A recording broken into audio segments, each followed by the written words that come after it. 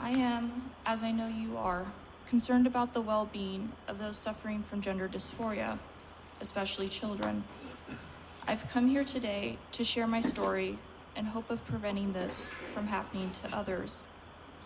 At the time of surgery, I had done 20 years of mental health therapy with conventional modalities. I didn't respond well to medications, saw a gender therapist, and had 2 rounds of transcranial magnetic stimulation therapy. I struggled with physical discomfort around my breasts and hips. I thought the surgery would finally provide relief.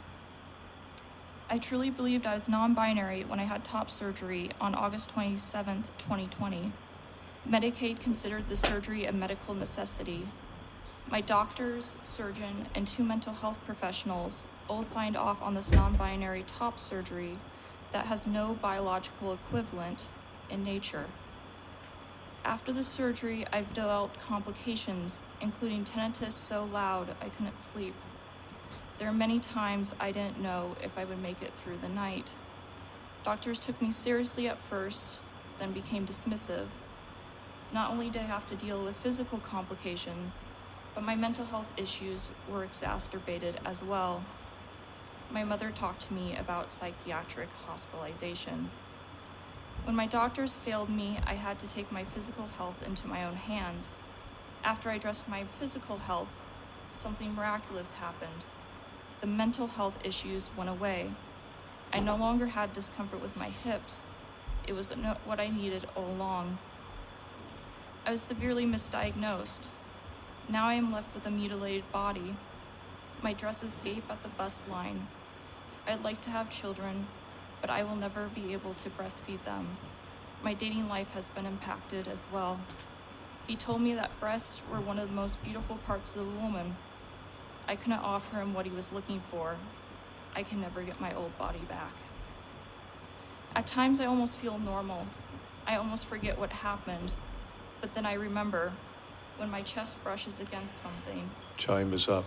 Let me use the first part of my time to finish the words of the very bold Camille, who's already spoken today.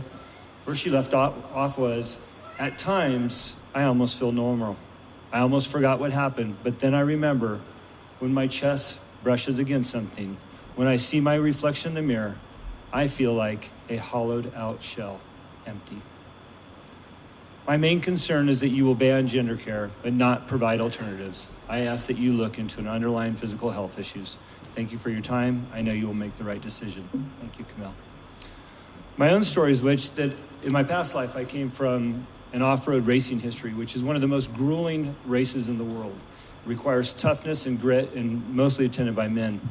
A very good friend, colleague in that series, that decided at the late age of 39 that he would transition into being a female. And as this began to create a lot of tension amongst fellow racers in the community, and we saw it in the news, I called him to ask why. His why's not important here. What is important is that he comes from an industry that I know to be filled with some of the toughest people on the planet. And what he explained to me is this was the toughest thing he's ever encountered in his whole entire life. Not just physically, but mentally. The loss of friends, the loss of family, the loss of his kids and his wife, and all the decisions that he made. The part that broke my heart was the part that he talked about. He could not imagine that anyone could go through this transition under the age of 18, which was the subject matter in the news. And both of our hearts broke as we talked about some of his struggles and where he's at today. This was over 2 years ago. I haven't seen nor heard from him, and he hasn't been present on social media or anywhere else. I can only imagine where he might be today. So as a father and as a school board trustee, I see a lot of confusion amongst kids because we've decided to move that line of what a gender is in our media, in our textbooks, in our families, and in our society. I ask that you please refrain from allowing our kids to have this surgery prior to age 18.